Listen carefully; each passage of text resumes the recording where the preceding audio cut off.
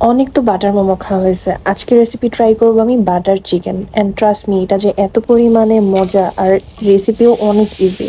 Just বাটারের মধ্যে ফার্স্টে কিছু গার্লিক ফ্রাই করে ওটার মধ্যে আমি হালকা ফুল ক্রিম মিল্ক যে আছে সেটা আমি দিব, বাট একবারে সব দিয়ে দিব না, একটু একটু করে আমি অ্যাড করব।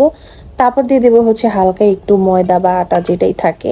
তারপরে একটু কিছুক্ষণ ভালো মতো মিশানোর পর আবার আমি একটু দুধ অ্যাড করবো, কারণ এটা একটু পর পর হচ্ছে অনেক ড্রাই হয়ে যায়।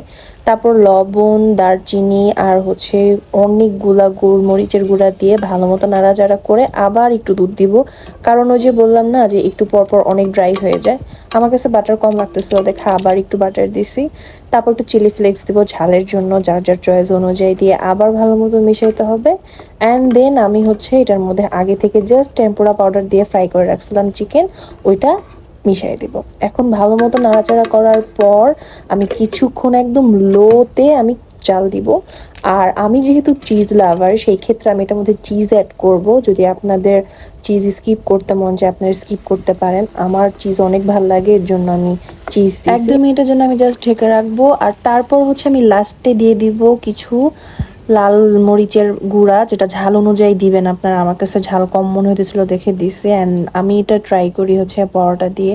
ট্রাস্ট মি, এটা এত পরিমাণে মজা হয়েছে বলার মতো না, আপনারা বাসায় এটা অবশ্যই ট্রাই করবেন।